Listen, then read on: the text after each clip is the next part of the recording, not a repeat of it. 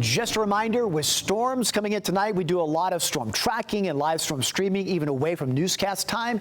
Be sure to follow me on all your favorite social media platforms. We will be live streaming during the night as storms start to move in. Things are relatively quiet now. That'll be changing, though, through the night. High today was 92. As expected, it was a hot day, 5 degrees above average. Thankfully, nowhere near that record of 104. So it can't be hotter than it has been. But temperatures right now range from the upper 80s, low 90s. Going to be hot for kickoff of area football games. And we'll keep an eye, especially north and west of the city, for second half of those ball games where storms might try to impact and move in from the west.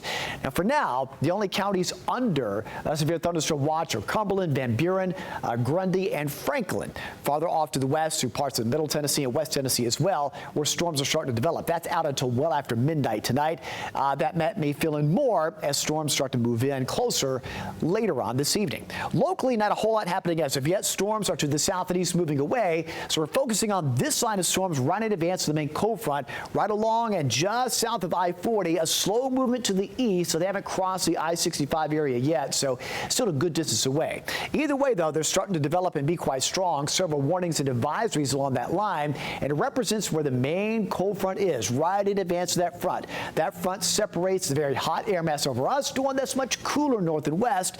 But what we're watching is that hurdle right there. As that line progresses eastward, it may show signs of weakening late tonight with loss of daytime heating, but nevertheless, there's that chance a few storms may provide some strong damaging wind gusts. Most of us around the city and south and east under that level 1 risk, a level 2 risk, especially on the plateau. That's known as a slight risk, and the main risk factor is for that a damaging wind gusts with a few storms. Again, a little bit higher chance north and west. Along with that, the main tornado chance is still on the plateau in west, a 2% chance, and less than 2% the rest of our viewing area. Nevertheless, you have to always be mindful of a quick spin up here and there, but the chances are low. We go through tomorrow, the chance shifts south, where the better chance for any severe storms will be mainly south, but again, even some rumbles of thunder locally with another round of storms to start the day tomorrow. But our future track high-res model does show this evening. You go between, say, 8 and 9 o'clock, right along the plateau, storms start to draw a little bit closer. And this may speed up a bit based on development, but we'll keep an eye for areas west and northwest during the second half of those ball games. Then later on, towards say 10, 11 o'clock, they start progressing off to the east a little bit more. It shows maybe a split in 2 directions of storms. We'll keep an eye on that. It also shows a gradual weakening trend, and we certainly hope that happens. But nevertheless, it'll be rather busy overnight. Some loud claps of thunder may be keeping you awake. Once that line kind of weakens a bit after 2 a.m., things will be a little bit quieter the rest of the night. Then we'll start Saturday with another round of storms coming in from the west. Our in-house future track model shows about the same thing. Best risk of storms 9 to 10 o'clock on the plateau. After 10 o'clock, the rest of our viewing area with a little weakening trend there.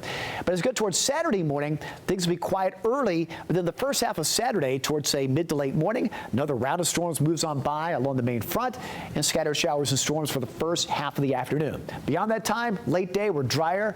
By Sunday morning, we are drier and cooler with temperatures in the 50s and a beautiful day Sunday to round out the weekend. Highs 70s, nice breeze, low humidity, beautiful day overall. So again, our main concern is for late evening, early stage of the overnight hours. And then tomorrow, still some scattered showers and storms at times.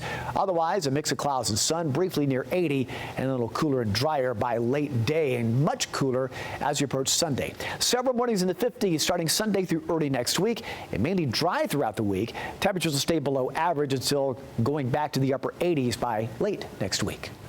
All right, David Glenn, thank you.